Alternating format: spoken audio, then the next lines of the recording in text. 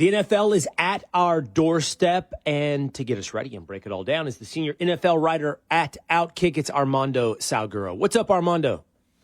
At our doorstep, knocking down our door. Will, I'm doing great, man. It's that time of year. Yeah, training camp battles, preseason, it started. So if that counts as breaking down our door, it is here. It's fair to say our attention is on the NFL.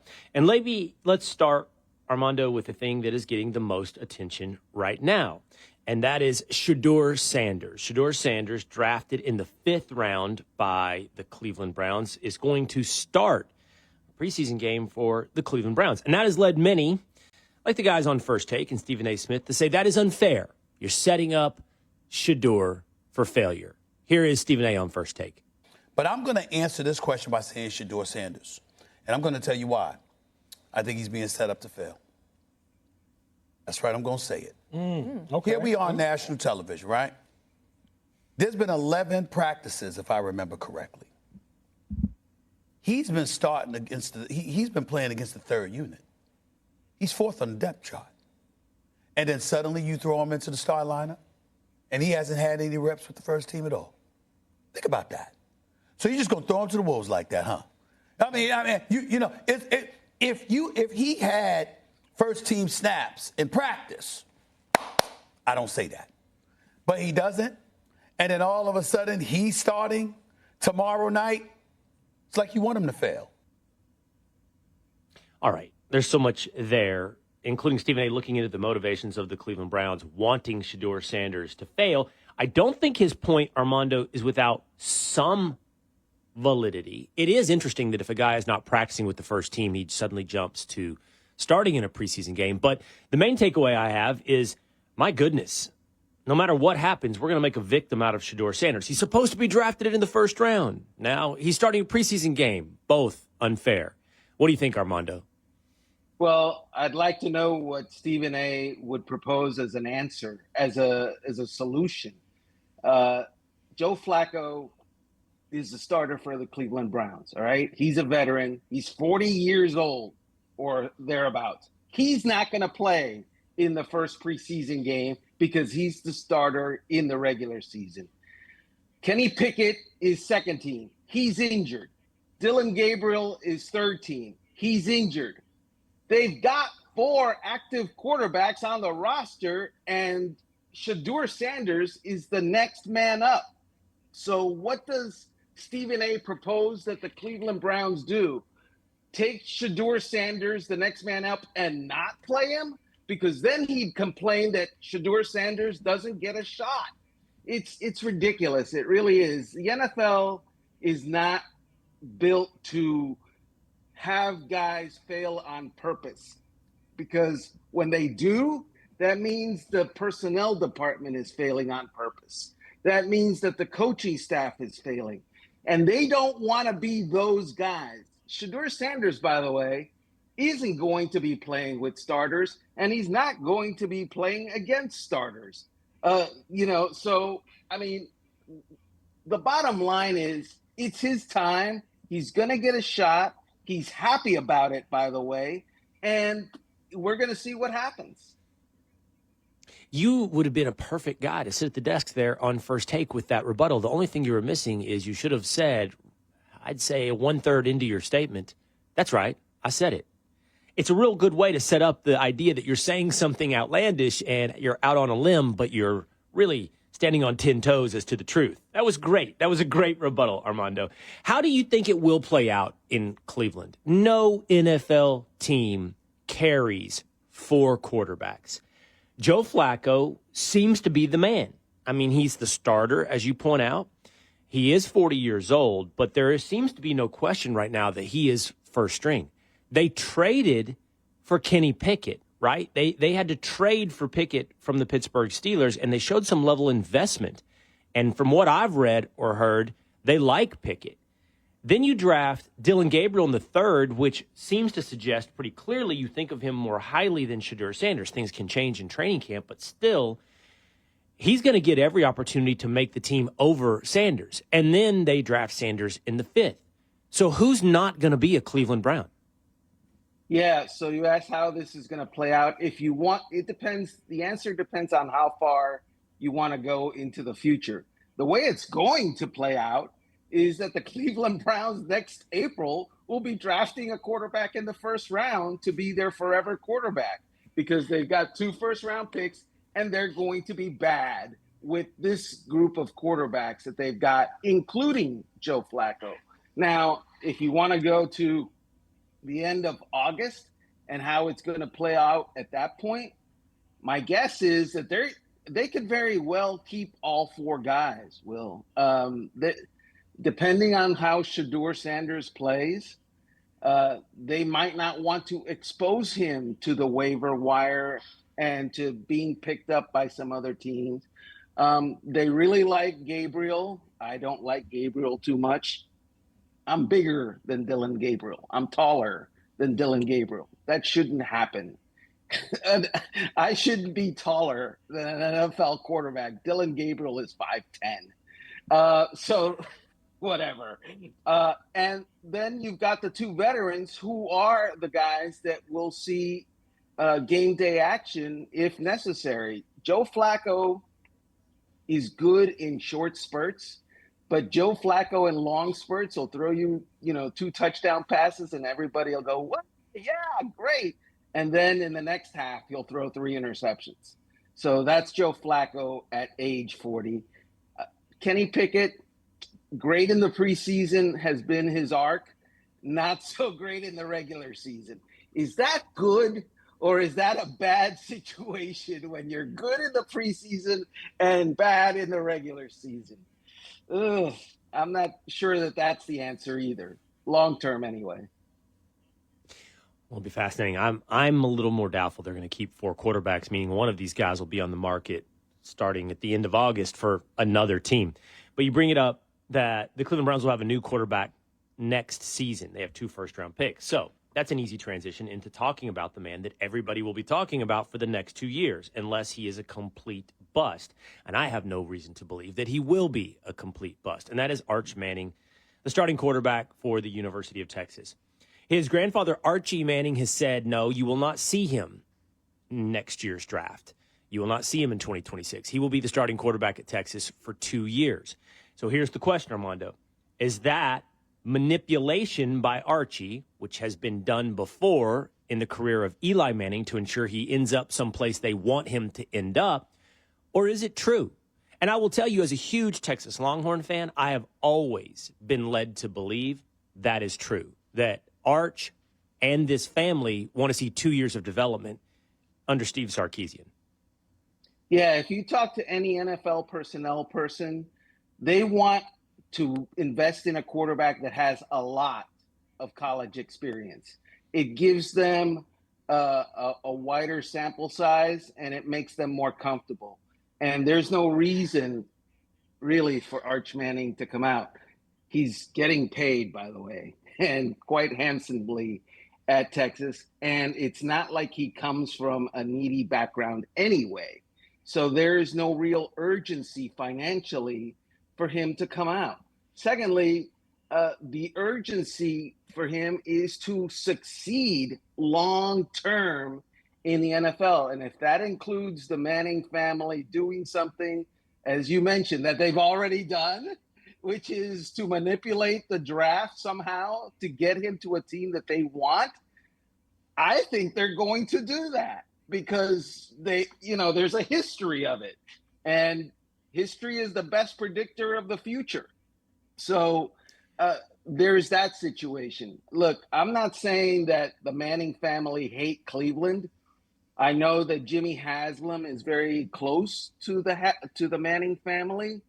But I am saying that the Manning family understands that to maximize their interest in Arch Manning, give him experience on the college level, and then we'll see what happens.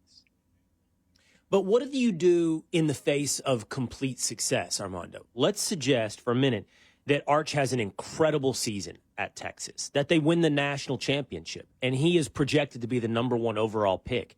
Is that not a hard situation to pass on and say, I'm going to run it all back for 1 more year? Because really all you're doing at that point is factoring in downside, the potential for injury. It could only get worse for Arch for the NFL draft. Now, maybe they don't care if he's the number 1 overall pick or he's the 10th pick in the first round, as long as he gets to the right team. But we've never seen, in my memory, anyone go, I'll pass on being the top pick in the NFL draft. I've already done it all in college, but I want to go back and be a Longhorn. Well, he'd already done it all except defend a national championship. There's something to be said for, if you win one, let's go win two. So there is that. Look, we don't know, because obviously we don't know who's going to have the top pick or who's going to be the top 3 teams in the draft next year. It's going to be fascinating to watch how it plays out, and not just on the Texas level, but as the NFL teams jockey for the ability to be the stinkiest team in the entire league. That's going to be interesting to see if indeed the Manning family decides, you've done enough, kid, let's go. My guess is, I'm going to take them at their word. My guess is that he'll be back. All right, let's play a game of worst to first with Armando Salguero here of OutKick. It happens every year. There is at least one, often more, NFL teams who go from last place in their division to winning the division. And conversely, there is almost always 2 to 3 teams that we suspect to be, based upon the most recent history, to be runaway division winners who somehow fall flat and miss the playoffs. So let's play a little game of who those teams might be this year. Let's start with who is going to be first down to worst. Who is the team that everyone expects to be good because they have been for about 2 or 3 years? It's always easiest to predict momentum and continuation of the past, but they're not going to make the playoffs. Who's going to disappoint, Armando? Well, so that's a great question. And you added the really good and not going to make the playoffs. And I got to throw up a team that has been sort of really good and everybody loves, but I'm not sure that they make the playoffs, and that's the Cincinnati Bengals. And the reason everybody loves them is because they have arguably the best quarterback in the NFL, the yardage and touchdown pass leader from a year ago, Joe Burrow. And their offense it lights up scoreboards like the Dickens, and with Jamar Chase and T. Higgins and a nice offensive line and all that. The problem with that, and what the ball watchers don't always realize, is you got to play a little defense too, and their defense is putrid. It's really bad. Last year, Will, they scored over 30 points. I believe it was 7 or 8 games. They lost 5 of them. So this is a team that's super entertaining. They're gonna get into a lot of 38, 35 games. Unfortunately for them, they're gonna be scoring the 35, and they've got this issue with Trey Hendrickson, who happens to be their best defensive player, and he's not even practicing because he wants a new contract. And did I mention that's a really good division? The Ravens are good. The Steelers are going to be good. Let's stop there because the Cleveland Browns is the other team.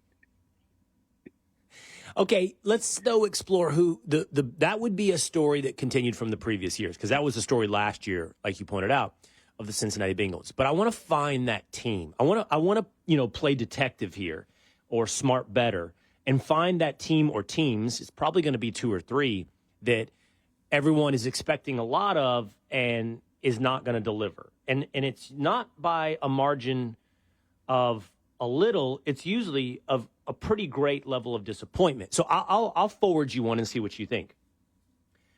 What will be the situation this year for the Washington Commanders? Perhaps once again the Washington Redskins. I mean, NFC Championship game, a really good team, but I do think it's fair to say, as good as Jaden Daniels was, there has been some history of a guy having a sophomore slump.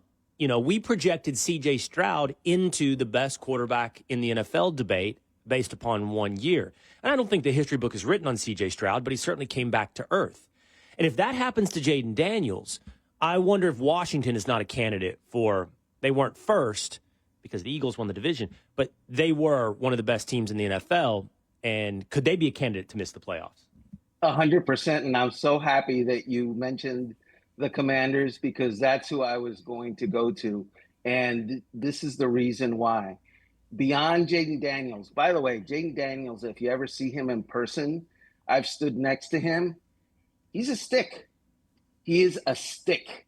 And gangly and long and thin. And he's got "don't hit me or else I might break in two" written all over him.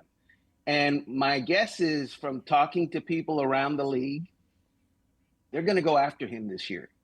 They're going to go after him this year. And I'm not saying they're going to try to injure him, but they're going to see how much violence, how much physicality he really is willing to absorb. And if the body doesn't hold up, they're going to go in the tank. It's as simple as that. Beyond that, they've got this situation going on with Terry McLaurin, who has been the face of the franchise up until, for 5 years, up until Jaden Daniels showed up, and he's unhappy. He's asked to be traded. They're not giving him the kind of contract offers he's wanted. And the locker room sees that. And although everyone says the right thing, when the locker room sees that, wow, this guy has, sweated and cried and bled for this team, and they don't want to reward him because he's on the wrong side of 30, that affects the locker room. So that's an intangible that might affect them as a team. So the other teams in the NFC that we'd at least need to acknowledge is probably the Buccaneers, the Vikings. I think that we can say I think I would not bet against the Eagles and the Lions continuing to be two of the best teams in the NFL. But looking at teams that could come back down to earth or have a bad season, and there's always injury, as you point out, that could be the case with the Commanders. If Jaden Daniels goes down, that changes the outlook for their season. But I'm just trying to find that team or teams, again, that we're just giving too much credibility. Not because they don't deserve it, not because they're not good, but because we're always finding something happens, and some of these teams had something magical last year. They put it together, and you can't bet on that for another season. Well, there was definite magic in Minnesota. I mean, they turned Sam Darnold, who was a 5-year bust, into a borderline MVP player, and he got paid as a result. And now they've turned away from Sam Darnold and have put all their eggs in the J.J. McCarthy basket. J.J. McCarthy has thrown exactly 0 NFL passes in the regular season. He came out of the draft, and I get it. He won the national championship at Michigan, and it was good, and he looked good. But it wasn't like anyone said, oh, my God, this is a generational guy. This guy is going to raise teams to championships. And yet the Minnesota Vikings, having seen him in a handful of practices last year before he got hurt and was done for the rest of the year, they're saying he's going to lift us to amazing heights and at least will keep us at the height that we were last year, which is, by the way, I think they won 14 games. I don't have the standings in front of me. I'm going off memory, but that was a really great team until they melted down the final 2 games, the first in the regular season and then in the first in the postseason. So, I mean, they turned away. They didn't want Aaron Rodgers because they wanted J.J. McCarthy, So I don't get that, but I guess we'll see if they know better. And I saw a report the other day, Armando, that people were saying there was a bit of secrecy. They thought it was secrecy to hide a negative about the way it's going in training camp for J.J. McCarthy. I don't know if that's true. I don't know if they're protecting something they're concerned about with McCarthy. But I did watch Quarterback on Netflix, and I did come away from that learning how much Kirk Cousins loved Minnesota. Like, that was definitely heartbreaking for Kirk Cousins. to not be extended in Minnesota, to be better dealed by Atlanta. And all throughout that season, including when they returned to Minnesota to play, it was he and his entire family that had this really warm place in their heart for the Vikings. And I do wonder, you take a 14-2 team, if they struggle with this young quarterback, it's hard to see Kirk Cousins remaining an Atlanta Falcon. But here we are, a few weeks away from the season, and he's still an Atlanta Falcon. I just wonder if there's not this Cinderella story where he ends up back in Minnesota. I wouldn't discount it. He's a plug-and-play Minnesota Viking. He knows the offense. He knows everything about the team, the culture, the city. So if anything happens, including McCarthy starts slow and is kind of like not what we thought, the trade deadline is not until midway through the season. So to discard that and dismiss it as a non-possibility would be unwise. I know that Kirk Cousins, when he went to Atlanta, he thought, well, they're going to give me years, plural, to play. His opportunity was to play a year in Minnesota. When it turns out that the Falcons, pulled the rug out from under him and went to Michael Penix, his reaction was, if I had known what was going to happen in Atlanta, I would have stayed in Minnesota. All right, and let's move over to the AFC really quickly. Do you see any candidates there to go from first to worst? Anybody that everyone has projected to be good, was in the playoffs a year ago? I know you talked about the Bengals, but anybody, the Pittsburgh Steelers, what are they going to do here? Is Aaron Rodgers going to work as a Steeler? Do you see anybody else that you have doubts about that we're already banking on being in the playoffs? I think Aaron Rodgers is going to work in Pittsburgh. I think it's going to be good. I think they're going to challenge the Baltimore Ravens for that division. I think Mike Tomlin hasn't won a playoff game in the last 6 times he's been to the playoffs. I think he gets that done this year. I'm all aboard the Aaron Rodgers bandwagon. I'm all off of the Miami Dolphins bandwagon. That team a couple of years ago opened a lot of eyes when they put up a 70 burger on the Denver Broncos, right? They just it was a woodshed whipping. But since then, they've kind of been unmasked as kind of like this soft, finesse kind of team that's all about speed and all about, the plays and the scheme. But then they play good teams or playoff caliber teams, or late in the season, they have to go to inhospitable, climates, and they wilt. And I don't think that that's a good team, and everybody thinks that it is. And so we'll see about that. I don't know, man. Everybody, a team that I do like, and we just mentioned, the Broncos, they came off of that, giving up 70 points. And all of a sudden, my gosh, they have arguably the best defense in the NFL.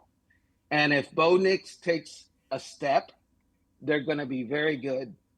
And I think their coach is capable of getting Bo Nix to take a step, because Sean Payton he's amazing. He is an outstanding NFL head coach. Okay, we're going to come back to this little game in a moment. We'll play worst to first in which teams, and it happens every year, same way. Everybody says they're not any good. They were in last place, and next thing you know, they're making a run in the NFL. But I want to stop for a minute and have this conversation. Over at OutKick, your colleague Bobby Burke has pointed this out. Everybody's talking about what it costs to watch every NFL game. If you got all the subscriptions, YouTube TV, cable, Red Zone, Peacock, and on, all the subscriptions it would take to get the NFL games and stream them all, it's going to run you close to $700, $687. About, I think the average is, because you could cancel and you could add if you played the game just right, you're going to end up paying about $100 a month to watch the NFL. And Bobby and my producer here on Will Cain Country, Tinfoil Pat, have talked about this is maybe okay for the short term, but this is bad long term for the NFL. Are you concerned about how much the fan has to pay to watch every NFL game? No, because the alternative is to be in stadium. Do you know how much it costs to go to an NFL game? We're talking about $700 for the year to watch NFL games. I'm talking about $300-400 per Sunday to go to an NFL game. You have parking. You have the tickets that are not exactly cheap anymore. Concessions. Brother, you're paying $18 for a hot dog, depending on where you're at. You're paying $15, $12 for, a beverage.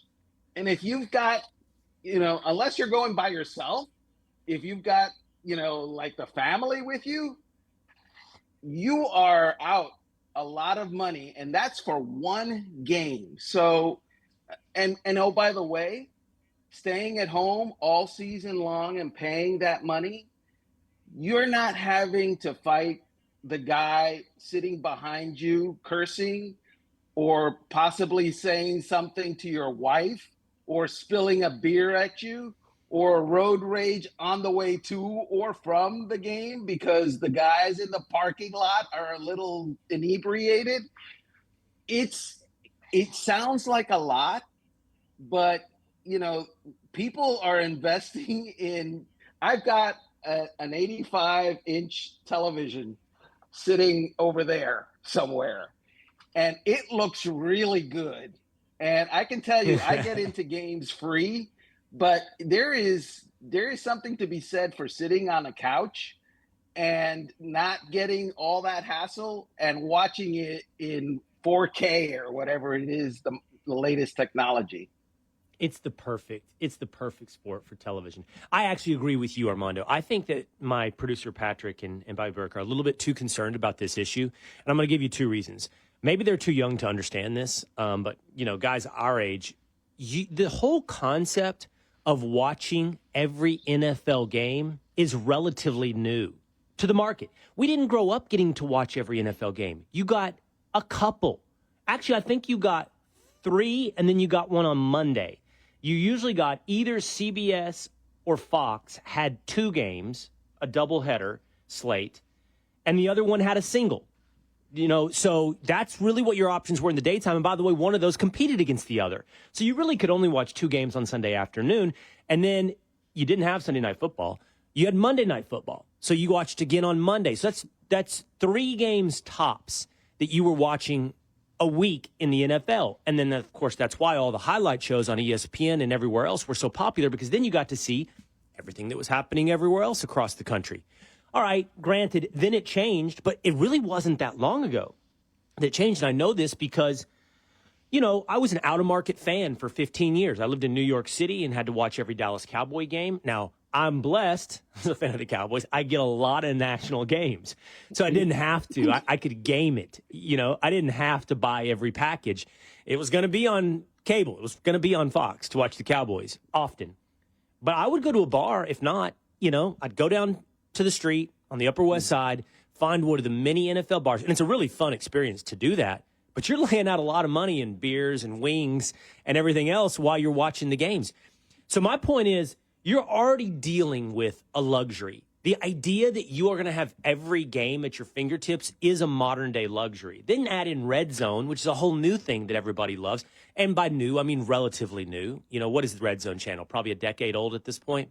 Yeah. But my point is, 2009. This is a luxury that has not always existed for the football fan. And so what do you do with luxuries?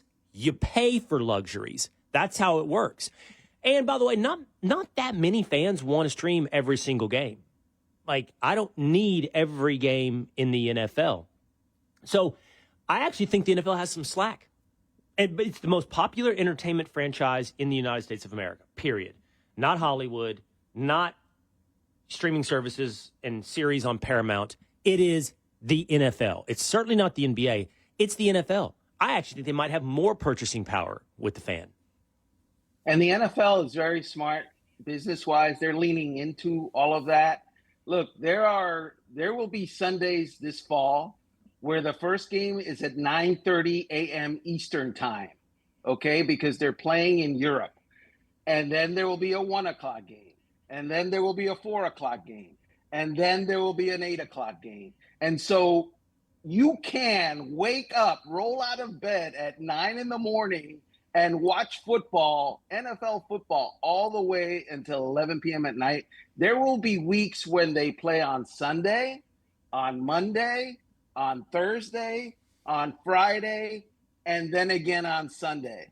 And later in the season, they're going to throw in Saturday too, because they don't care that college football is all aflutter about, the NFL horning in on Saturdays. Are you worried, Armando, about ESPN's purchase of the NFL Network? The NFL has gotten a 10% stake in Disney by selling the NFL Network and such to ESPN. ESPN's going to package it as part of its digital streaming service. They're going to get a certain slate of games. But it is very, very fair. It's not fair even. It's accurate to say this has to change ESPN's coverage of the NFL. It just has to. Critical coverage will be much harder to find if you want it. I think there's a legitimate question about how much people even want, the in-depth reporting on the problems of the NFL, or people like to complain about Roger Goodell, or the officiating. I think it's accurate to say it's going to change how ESPN covers the NFL. Are you concerned at all about these two getting into bed? Well, definitely there's a journalistic conflict of interest, okay? Because now the journalists are covering their quote-unquote owner. The NFL is going to own a 10% stake in ESPN. And I know for a fact, because I've been told by the people who work there, the NFL Network, for example, avoided certain stories because they were not something the NFL wanted covered on its own platform. And so now the NFL is going to have a wider platform and an obvious stake in ESPN. There will be some interesting editorial meetings where reporters will go, well, is this going to be okay with our owner? And that conversation has never been had. In the past, it was always, is this going to be okay with our partner? There's a big difference there. And oh, by the way, the big winner here is obviously the NFL, obviously ESPN. And did I mention the President of the United States, Donald Trump? He wins big time on this deal. And the reason for that, I don't know if you care, if you want me to tell you or not, the reason for that is this deal is going to require federal oversight and approval from the DOJ. So the NFL and ESPN need oversight and approval from the DOJ that is run by Pam Bondi, who is serving on President Donald Trump's cabinet and serves at the pleasure of the president. And the president is not shy about using whatever powers and levers he has, as he showed when he threatened the Washington Commanders on their stadium if they don't change their name to Redskins. Is he going to, use that power and those levers if it ever comes to a point where he doesn't agree with what ESPN or the NFL is doing? My guess is you're giving him power, he's going to wield it. Wow. So what you're saying is no more segments on First Take about racist Donald Trump. That's what you're saying while you're pending DOJ approval. That's fascinating. I haven't thought about that, Armando. Absolutely fascinating. Before we go back to worst to first, let's talk about a few quarterbacks who have an opportunity to resurrect themselves while others are seemingly falling flat. So Anthony Richardson just got hurt. First-round draft pick by the Indianapolis Colts. Sitting right behind him, Danny Dimes, Daniel Jones. I think you and I have had this conversation before, Armando, and you come at this from a different perspective than I do. I'm just so attracted to the concept of the diamond in the rough. I'm so attracted to second chances. I'm so attracted to the idea that success is situational. I know that to be a fact of life. That sometimes I wonder, hey, have we not seen there could be something better for Daniel Jones? And you and I had this conversation, I believe, about a bunch of quarterbacks. But I'll give you one that has proven my proposition to be the case, and that is Baker Mayfield. Baker Mayfield has really turned the page on being called a bust, after Cleveland, and I don't even remember where all Baker's cups of coffee were after Cleveland. I think, wasn't he with the Rams for a little bit and a few other places? And now look at him. People, I don't believe this to be the case, but people rank him ahead of Dak Prescott in the NFC. So my question is, could we see a similar future for Daniel Jones? No. And the reason for that is, yes, situation matters, but makeup matters as well. And I'm not talking about cosmetics. I'm talking about in your chest and up here and desire and just courage. And Baker Mayfield, even when he was in a rough situation, even when it wasn't good on the field, you know that guy had, how would I say? Moxie. Yeah, that's it. Chutzpah, moxie. Now, Daniel Jones, look, good guy, very good guy, hard worker, great work ethic, but does he have it? Is he going on the field going, I am going to swallow up this defense? Follow me. Is he the guy that leads men, out of the trench and down the field? No, he's not. He's not that guy. It's not his makeup. And so and until I see it, because I haven't seen it, and I don't think anyone's seen it, until I see it, I'm not. He's been coached hard. He's been coached amicably. It hasn't shown. And by the way, last night against, what was it, third stringers or whatever, the Ravens third stringers, he was 10 of 21. Dude, you've started 67 games in the NFL as a starter in the regular season, and you're under 50% against guys that are going to be selling cars in 4 weeks. No.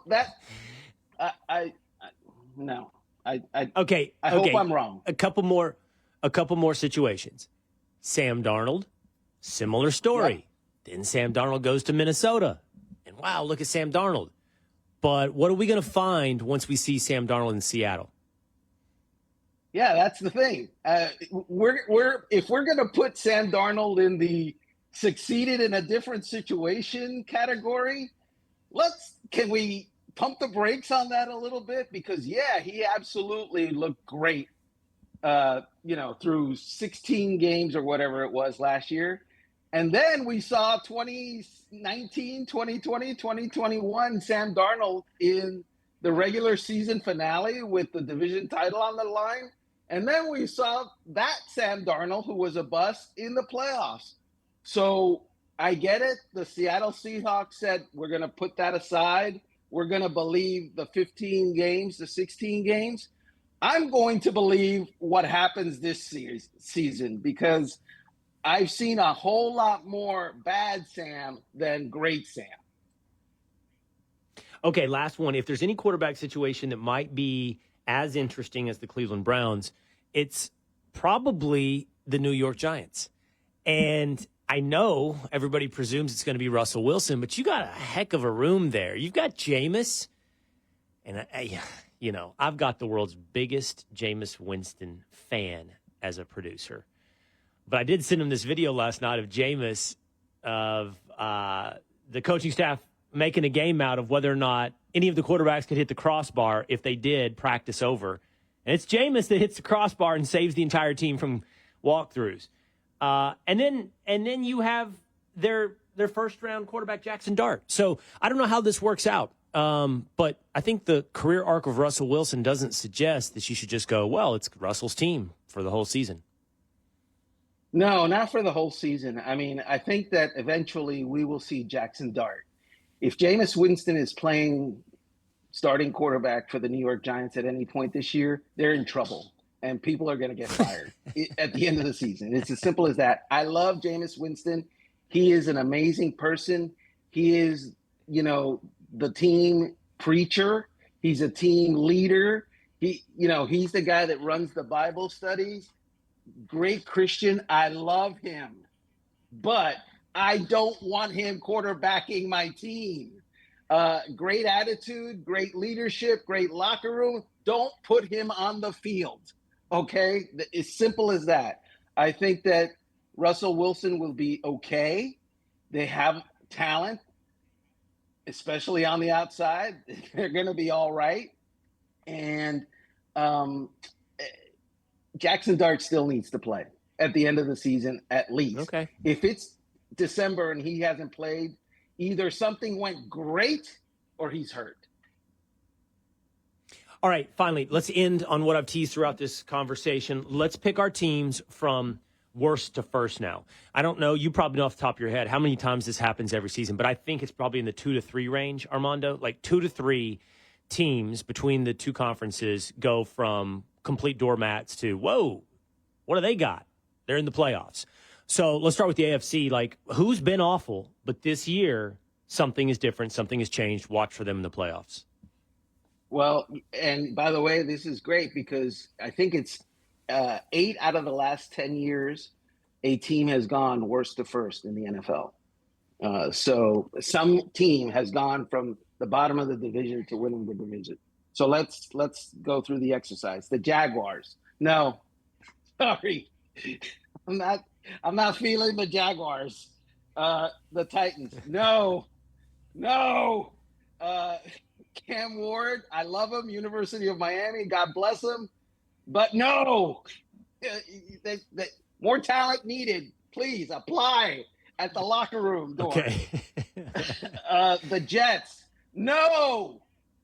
I'm not a believer in Justin Fields, and Aaron Glenn he's a Bill Parcells disciple, and he's gotten the Bill Parcells approach. One problem with that, he's not Bill Parcells. And so the last time he coached a game, his team gave up 45 points.